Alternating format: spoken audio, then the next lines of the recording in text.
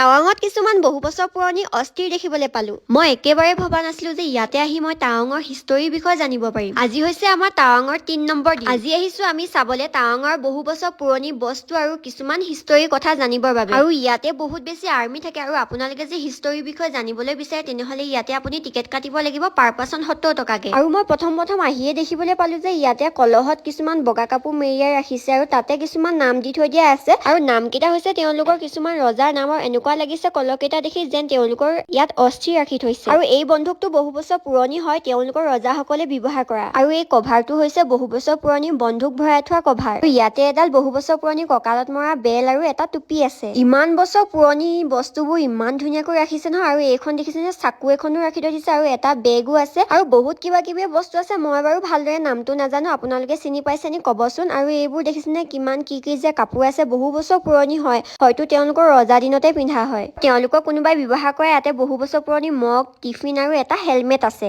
আৰু কাপোৰবোৰ চাওকচোন আপোনালোকে কি বেছি ধুনীয়াকে ৰাখিছে, একেবাৰে গ্লাছৰ ভিতৰত ৰাখিছে, বহুত বেছি ধুনীয়া হৈ আছে আৰু বহুত বেছি নতুন হৈ আছে, পুৰণি বস্তু যেন লগাই নাই। কিন্তু এই বস্তুটোহে মই বুজি নাপালো, এই গ্লাছৰ বটলবোৰৰ ভিতৰত কি জানো মাটিৰ নিচিনাকে ভৰাই থৈছে। মই এতিয়া এইখিনি ঔষধে নে কিবা মাটিয়ে মই একো ধৰিব পৰা নাই। ইয়াতে আপোনালোকক আৰু এটা ইণ্টাৰেষ্টিং বস্তু দেখাইছো। এই যে স্ক্ৰীনখনত আপোনালোকে টেপ কৰি চাব পাৰিব তেওঁলোকৰ পুৰণি কালৰ ইতিহাসৰ ফটোবোৰ। এনেদৰে আমি দুইজনে তেওঁলোকৰ বহুখিনি পুৰণি ফটোৱে চালো।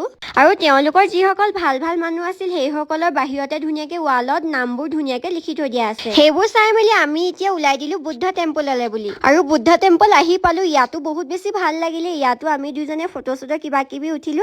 আৰু ইয়াতে ফ্ৰীকে ভাতো দিয়ে আৰু লগতে চাহো দিয়ে। আমি দুইজনে চাহ একাপকে খাই দিলো। আৰু ইয়াৰে ল'ৰা দুজনে কেনেদৰে পাহাৰত বল খেলি আছে দেখিছেনে বাৰু। আমি ভাবিছো এতিয়া কমলাকে কাটি খাওঁ বুলি এটা লোকেশ্যনত আহিলো। আৰু ইয়াৰ পৰা ধুনীয়াকে গোটেই টাৱাংখন দেখি পায়। আৰু এয়া চাওক বৰফ পৰি আছে দেখিছেনে বাৰু। মই জুম কৰি আপোনালোকক দেখাই দিছো। ইভিনিং আমি ৰুমত আহি মেগী অৰ্ডাৰ কৰিলো, বইল কণী অৰ্ডাৰ কৰিলো আৰু লগতে গাখীৰ চাহ। আৰু একেবাৰে ৰাতিৰ কাৰণে ডিনাৰটো অৰ্ডাৰ কৰি দিলো। আৰু এতিয়া ভাবিছো অকনমান জুইকে ফুৰাই লওঁ। আৰু 8:30 মান বজাত আমাৰ প্ৰায় ডিনাৰটো আহি গ'ল। আৰু এতিয়া ডিনাৰত আমি কি অৰ্ডাৰ কৰিছিলো আপোনালোকক দেখাই দিছো। মই ৰৌ মাছ অৰ্ডাৰ কৰিছিলো আৰু মানুহজনে ডিম কাৰী অৰ্ডাৰ কৰিছিলে। আৰু আমিও গৰমে ভাতটো খাই লওঁ। আৰু আজি ভিডিঅ'টো ইমানেই আছিলে। নেক্সট এটা ভিডিঅ'তে আপোনালোকক লগ পাই আছো। আজিলৈ আহিছো, বাই।